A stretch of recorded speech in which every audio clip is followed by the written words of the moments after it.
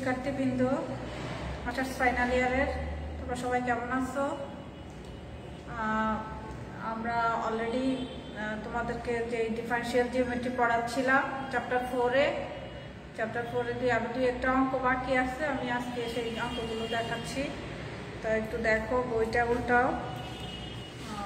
তোমার chapter 4 page number 150, প্রবলেমটা এরকম 14 নম্বর 14, show that a real surface for which the equations E by E, capital F by small f, G by G hold is either plane or spherical।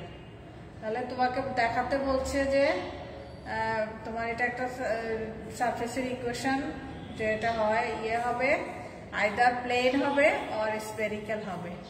এটা প্রমাণ করে দেখাতে হবে। আচ্ছা, তাহলে আমাদের সলিউশন আমরা ধরে নিচ্ছি যে E by E এটা ইকুয়াল টু 1 by mu। সেখান থেকে অতএব E ইকুয়াল টু কি পাচ্ছি, mu into E। Mu E, F equal to mu F, G equal to mu G। এটাকে আমরা 1 নাম্বার ইকুয়েশন দিয়ে রাখলাম। Again we know E equal to, এটা আমরা জানি E এর মান মাইনাস NU ডট XU। এই পাশে নিয়ে আসলাম E প্লাস, এটা নিয়ে আসলাম এই পাশে। E এর পরিবর্তে মিউ E বসালাম, এখান থেকে মিউ E বসালাম। তাহলে এটা হলো এখন E এর পরিবর্তে, ক্যাপিটাল E এর পরিবর্তে XU ডট XU। এগুলো আমরা পিছন থেকে জানি যে E সমান এটা আমরা বসালাম। আচ্ছা, এই লাইন থেকে পরের লাইনে এখানে দেখা XU ডট কমন আসছে, এটাকে বাহিরে লিখবো।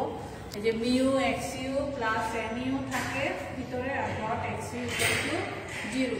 এটাকে আমরা নাম্বার 2 ইকুয়েশন দিয়ে রাখলাম। অ্যাগেইন F ইকুয়াল টু আমরা minus NU dot XB। F এর মান এটা আমরা জানি, F এর মান বসাও এখান থেকে, এখানে 1 নাম্বার ইকুয়েশন থেকে মিউ F, মিউ F বসালাম। NU ডট XB যে পাশে নিয়ে আসলাম ইকুয়াল টু 0। অর্থাৎ আগের যেটা করছে ঠিক একই স্টাইলে আগাবে।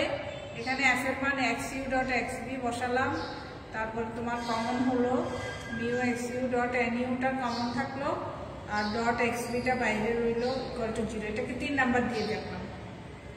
Similarly if F equal to minus NB dot XU। আগের এফটার মান কি ছিল দেখো, মাইনাস NU ডট XB, আর এটা লিখলাম ঘুরানো উল্টানোটা NB ডট XU। তাহলে ঠিক একইভাবে এটাকেও করলে আমরা ঠিক একইভাবে কি পাবো, mu XB plus NB dot XU equal to 0। এটাকে 4 নাম্বার দিয়ে রাখলাম। And if G equal to, G এর মান আমরা যদি G equal to minus NB dot XB দেন একইভাবে করলে আমরা পাবো mu XB plus NB dot XB, dot XB equal to 0। এটাকে 5 নাম্বার দিয়ে রাখলাম। তাহলে আমরা কি বলছি দেখো নেক্সটে, যে since N is perpendicular to both NU and NB। এখানে তোমার Nটা পারপেন্ডিকুলার কার উপরে, NU এবং NB দুটার উপরে। So each of NU and NB lies in the plane of XU and XB। আচ্ছা, যদি তোমার যেহেতু পারপেন্ডিকুলার, Nটা পারপেন্ডিকুলার তোমার NU এবং NB এর উপর, সুতরাং আমরা এটা বলতে পারি যে এটা একটা প্লেনের উপরে অবস্থান করছে। NU এবং NBটা প্লেনের উপরে অবস্থান করছে। Hence mu XU plus NU and mu XB plus NB lies in the plane of XU and XB। এটা আমরা কোত্থেকে বলতে পারছি, এই যে এগুলো mu XB plus NB dot XU এবং এই যে mu XU dot NB dot XB। অর্থাৎ কি, এটা ডট প্রোডাক্ট মানে কি, পারপেন্ডিকুলার, এটা এটার সাথে পারপেন্ডিকুলার। তাহলে এই পোর্শনটা XB এর সাথে পারপেন্ডিকুলার, এটা XU এর সাথে পারপেন্ডিকুলার, একইভাবে বাকিগুলো, বাকিটাও। তাহলে হেন্স এই কথাটাই এখানে, hence mu XU plus NU and mu XB plus NB lie in the plane of XU and XB। তাহলে XU এবং XB এর যে প্লেন সেটার উপরে অবস্থান করছে। আচ্ছা, নেক্সট,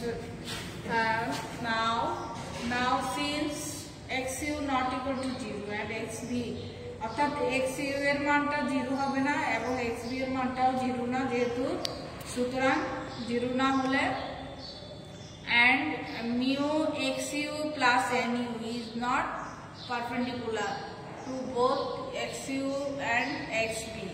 Therefore, আচ্ছা যদি এটা আমাদের কি বলা আছে যে now since xu not equal to 0 and xb not equal to 0, অর্থাৎ এটা যদি 0 না হয় এবং এটা mu xu plus nu is not perpendicular, যদি লম্ব না হয় both xu and xu এবং xb এর সাথে যদি পারপেন্ডিকুলার না হয়, হ্যাঁ, তাহলে সুতরাং mu xu plus nu dot xu equal to 0 and এটা equal to 0 will hold, হ্যাঁ, এটা মান 0 হবে if and only if, এটা মানে হলো will hold if and only if mu xu plus nu equal to 0. আচ্ছা, তাহলে তোমরা দেখো একটু এখানে যে এখানে কি বলছি আমরা যে এই টোটাল মানটা ইকুয়াল টু 0 হবে। আমি কিন্তু উপরে বলা আছে যে কি তোমার xu নট ইকুয়াল টু 0, তাহলে এটা নট ইকুয়াল টু 0 হলে অবশ্যই এটা ইকুয়াল টু 0, এই কথাটাই এখানে বলা আছে যে will hold if and only if mu xu plus nu equal to 0, that is এখান থেকে ট্রান্সফার করে nuটাকে এই পাশে নিয়ে আসলাম মাইনাস mu xu, এটাকে 6 নম্বর ইকুয়েশন দিয়ে রাখলাম। ঠিক একইভাবে similarly mu xb plus nb, মানে এটার জন্য mu xb plus nb dot x equal to 0 and mu xb plus nb dot xv, একবার xu এর জন্য ডট প্রোডাক্ট আরেকবার xv এর জন্য will hold if and only if, যে এটা ইকুয়াল টু 0 হবে, সেখান থেকে nv এর মানটা বের করলাম। ঠিক একই রকম কাজগুলো আমরা মানে কথাবার্তা এবং কাজগুলো একই রকম, সেখান থেকে nv এর মান বের হলো, এটাকে 7 নম্বর ইকুয়েশন দিয়ে রাখলাম। এখন দেখো ডিফারেন্সিয়েট 6, হ্যাঁ, উইথ রেসপেক্ট টু ভি, এই যে 6 নম্বর ইকুয়েশনটাকে ভি এর সাপেক্ষে ডিফারেন্সিয়েশন করি, তাহলে কি হবে nub, বাম পাশে nub আর ডান পাশে যেহেতু দুইটা, এখানে প্রথমে মিউটা ফিক্সড থাকবে, তাহলে xub আর পরেরটা হবে মাইনাস মিউ ভি xuটা ফিক্সড রইল মিউ ভি। আচ্ছা, এটাকে আমরা 8 নাম্বার ইকুয়েশন দিয়ে রাখলাম।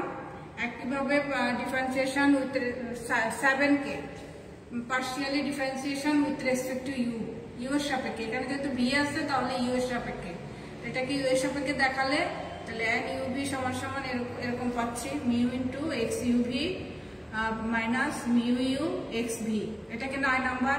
তাহলে দেখো 8 এবং 9 এর বাম পক্ষ সমান nub, তাহলে ডান পাশ সমান হবে, সেটাই আমরা লিখলাম এখানে। ডান পাশ সমান হলো এবং কিছু কাটাকাটি যাবে, কাটাকাটি গিয়ে একবারে লিখা হলো। দেখো মিউ ভি xu, মানে এই টার্মটা একই থাকবে সম্ভব।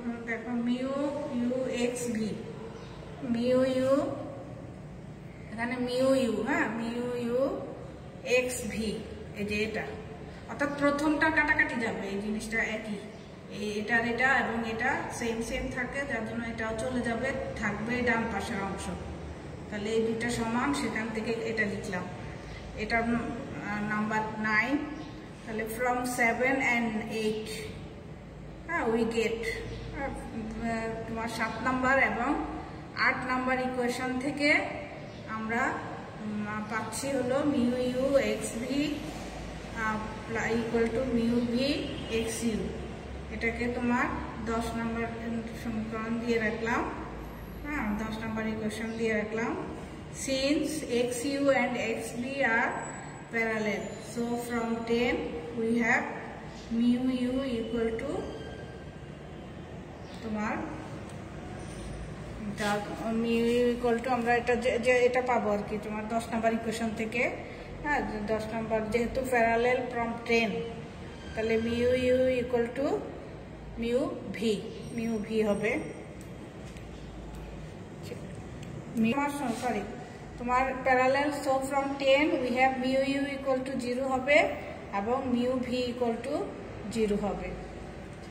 আচ্ছা, আমরা তাহলে কি পেলাম? একটু আগে আমরা পেলাম মিউ ইউ এবং মিউ ভি ইকুয়াল টু 0, তাই না? তাহলে সেখান থেকে আমরা ইন্টিগ্রেশনের মাধ্যমে mu equal to constant, that is mu equal to constant লিখতে পারি।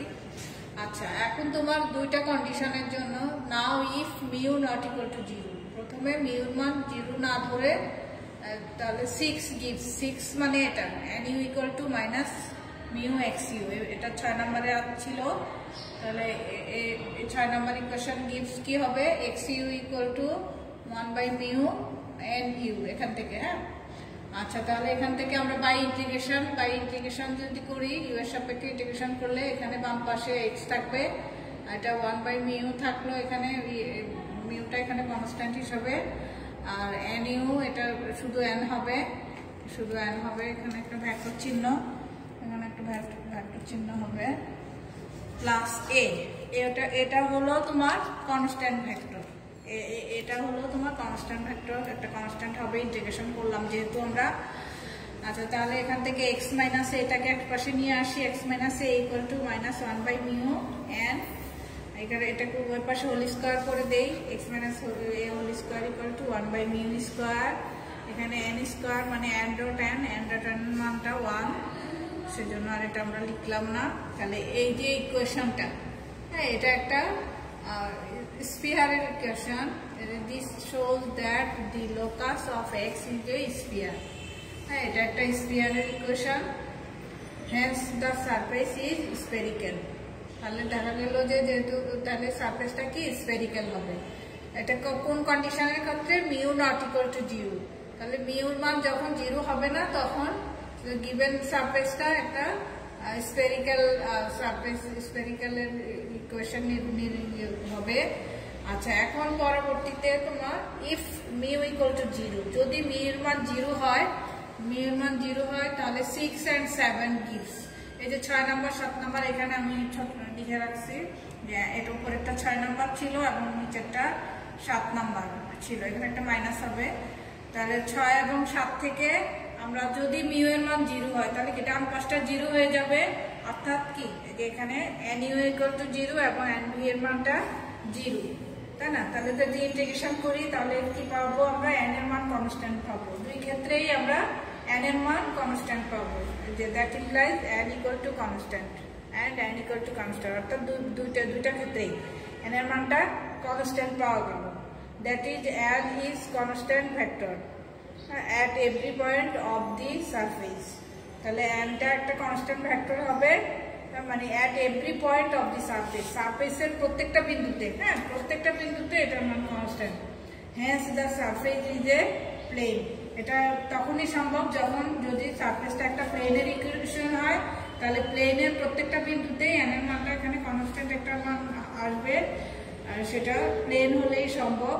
hence the surface is a plane, তাহলে দেখা গেল কি তোমার মিউ এর মান 0 এর জন্য সারফেসের ইকুয়েশনটা একটা প্লেনের ইকুয়েশন পাওয়া গেল, এবং মিউ নট ইকুয়াল টু 0 এর জন্য সারফেসের ইকুয়েশনটা একটা স্ফেরিক্যাল ইকুয়েশন পাওয়া গেল। তাহলে আমরা যে আমাদের প্রমাণ ছিল সেটাতে আমাদেরকে দেখাতে বলছে যে given surface is either spherical or plane, তাহলে আমাদের একটা প্রমাণ হয়ে গেল। আচ্ছা, নেক্সট তোমার প্রবলেম 16তে যেটা আছে সেটা দেখো, show that eg minus f square equal to 0 is identical with, এই যে এটা বক্স প্রোডাক্ট, হ্যাঁ, n nu n v equal to 0, অর্থাৎ এটা আইডেন্টিক্যাল হবে কার সাথে, এই বক্স প্রোডাক্টের সাথে। আচ্ছা, তাহলে এটা করতে গিয়ে আমাদের কি কি লাগবে, এই যে nu n v এর মানটা আমরা মূলত উইঙ্গার্টেন ইকুয়েশনস থেকে জানবো। হ্যাঁ, the Weingarten equations are, we know লাগাতে পারো আগে দিয়ে, we know the Weingarten equations are nu equal to এটা, মানে Weingarten ইকুয়েশনটা আমরা লিখলাম nu equal to এটা এবং nv equal to এটা। আচ্ছা, যেহেতু এই বক্স প্রোডাক্টের মান বের করতে হবে, হ্যাঁ, তাহলে কি nu ক্রস nv মানে n dot nu cross nv হলেই এটা হবে। হ্যাঁ, তাহলে প্রথমে nu ক্রস nv টা বের করে রাখা হলো, nu ক্রস nv, তাহলে এই দুটা থেকে ক্রস প্রোডাক্ট করব কি, হ্যাঁ, এই দুটা ক্রস প্রোডাক্ট করে এই যে cross product ff minus eg এই যে এটা, হ্যাঁ, এটা ইনটু এই যে তারপরে তোমার ff minus eg into ff, হ্যাঁ, minus ge, F F minus G, এটা এই দুইটার গুণফল, এই দুইটার গুণফল। হ্যাঁ, এই দুইটার গুণফল নিচে ইজি মাইনাস এফ স্কোয়ার দুই জায়গাতেই আছে, এই জন্য হোল স্কোয়ার। এগুলো তোমরা বুঝতে পারবা, এগুলো এবং X you cross x B, যেহেতু আমরা ক্রস প্রোডাক্ট করছি তাহলে X you cross x B, আর একটা কি হবে মাইনাস এই দুইটার গুণফল, এই দুইটার গুণফল আমরা লিখলাম। আচ্ছা, এখন এখানে কি করলাম, জাস্ট গুণ করে করে মানগুলো লিখলাম, গুণ করে করে যা হয় আমরা এই দুইটা থেকেই গুণ করে সব লিখলাম। যেহেতু নিচে লসাগুটা সেম, তাহলে সব একসাথে করে লিখে এখানে x you cross x beta থাকবো ডান পাশে। এখানে কাটাকাটি যাবে, কিছু আইটেম কাটাকাটি যাবে, এই যে কাটাকাটি গিয়ে শেষ পর্যন্ত আমাদের এই মানটা থাকবে, যেমন এফ স্কোয়ারের সাথে small F square minus easy, এই যে ইজি। হ্যাঁ, ইজি এরকম ভাবে মানে মোট 4টা আইটেম থাকবে, আর বাকি সব কাটা যাবে। তাহলে এখানে এটা থাকে এফ স্কোয়ার মাইনাস ইজিটা কমন, এটা কমন গিয়ে এটা থাকলো। আচ্ছা, তাহলে আগের লাইন থেকে এখানে ইজি মাইনাস এফ স্কোয়ার ছিল তোমার এফ স্কোয়ার মাইনাস ইজি, আর এই এফ স্কোয়ার মাইনাস ইজি ছিল, তাই না?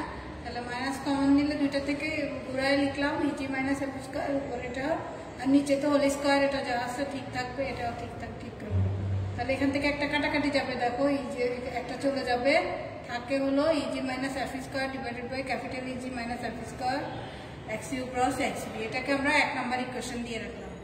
আচ্ছা, এখন আমরা বক্স প্রোডাক্টের জন্য n dot N U N b, এটা এন ডট করে দিলাম, উভয় পাশে এন ডটের নিলাম। তাহলে তোমার এখানে এন ডট মানে হলো এটা x you cross x b divided by modulus of x u, এটা হলো এন এর মান, আর এটা ডান পাশে তো এটা আছে। আচ্ছা, এখানে এন এর মান এটা উপরে ফিক্সড রইলো, আর নিচের অংশ এটার মান আমরা জানি, এগুলো আমরা পিছন থেকে জানি, কিন্তু এটা মানে হলো root over EG minus F square. আচ্ছা, এটার মান আমরা 1 নম্বর ইকুয়েশন অলরেডি পেলাম, সেটাই বসাই দিলাম, এটা বসাই দিলাম। এখন এখানে ইজি মাইনাস এফ স্কোয়ারটাও করে লিখলাম, আর এখানে কত, এটা আর এটা দুইটা গুণফল করলে তো টু দি পাওয়ার 3/2 হচ্ছে, আর এখানে দুইটা x you cross x B dot X U cross x b, মানে সেম। হ্যাঁ, সেম। এখন এটা এই পাশে এটা যা থাকলো এখানে গুণ করলাম আর কি, ডট প্রোডাক্টের গুণফল, এই যে x you dot x u x B dot x b minus x you dot x b x you dot x v. হ্যাঁ, এটা মানে গুণ করে আমরা লিখলাম এখানে। এটা তোমার সূত্র অনুসারে, হ্যাঁ সূত্র অনুসারে হয়, সূত্র অনুসারে তোমার এটা লেখা যায় ভেক্টরের জিওমেট্রি থেকে। তাহলে এটা মানে কি, X you dot x U এর মান বসালাম ই, আর এটা X B dot x B এর মান জি, আর X you dot x B এর মান এফ, দুটা এফ, এখানে গুণফল এফ স্কোয়ার। অর্থাৎ এটা হলো, এখন এখানে দেখো একটা ক্যান্সেল হবে, ইজি মাইনাস এফ স্কোয়ার, আর এখানে আছে 3/2, তাহলে রুট থাকে নিচে, হ্যাঁ, equal to root over EG minus F square. তাহলে এটা কার মান পাওয়া গেল, এই যে বক্স প্রোডাক্টটা N dot N U cross N B, এটার মান পাওয়া গেল এটা। আচ্ছা, এখন প্রস্তুতি কি ছিল, যদি তোমার বলছে যে E G minus F square equal to 0টা আইডেন্টিক্যাল হবে কার, এই বক্স প্রোডাক্টের সাথে, প্রশ্নতে এটা প্রমাণ করতে বলছে। তাহলে now E G minus F square equal to 0 implies, এটা দ্বারা কি বোঝাচ্ছে, এটা মানে হলো এটা নাম্বার 2 ইকুয়েশন থেকে আমরা যদি এখানে easy minus F square equal to 0 বসাই নাম্বার 2তে, দেখা গেল যে বাম পক্ষে ইকুয়াল টু 0 চলে আসবে, বাম পক্ষ সমান 0, সেখান থেকে আমরা এটা মানে হলো box product of N U N B equal to 0। তাহলে দেখা গেল যে কি hence EG minus F square is identical with এটা, তাহলে ইজি মাইনাস এফ স্কোয়ারটা আইডেন্টিক্যাল এটার সাথে, এটাই আমাদের প্রমাণ করতে বলছে। আচ্ছা, এই প্রশ্নটাকে আবার মানে এটাকে একটু অন্যরকম ভাবে প্রমাণ করতে বলে, তোমার এই 2 নম্বর ইকুয়েশন থেকে অনেক সময় তোমার এটা যে এটার সাথে তোমার গুণ আকারে দেখাইতে বলে, এটা এবং এটার সাথে, হ্যাঁ এটার সাথে। তাহলে এটা তোমার এরকম থাকে যে এই box product into root over EG minus F square equal to EG minus small EG minus F square. তোমার বইতে 17 নম্বর প্রবলেমটা আউট একটু 2 লাইন, ওটা একটু দেখে নিও, এটা জাস্ট ট্রান্সফার করলেই চলে আসে। ওইভাবেও থাকে প্রশ্নটা, ওইভাবে থাকলেও তোমার প্রথম থেকে করে এনে দেখাতে হবে। তাহলে আমাদের মোটামুটি দুটো ইম্পর্টেন্ট অঙ্ক ছিল, আমরা দেখানো হয়ে গেল। এই চ্যাপ্টার 4 কমপ্লিটলি শেষ করলাম আজকে। তোমাদের নেক্সট চ্যাপ্টার 5 এ যাবো, জিওডেসিসের উপরে। এটা একটু বড় চ্যাপ্টার আছে, তো তোমরা একটু পড়ে নিবা আগে থেকে যাতে বুঝতে সুবিধা হয়। তো ঠিক আছে, আজকের মতো আমি বিদায় নিচ্ছি। আল্লাহ হাফেজ।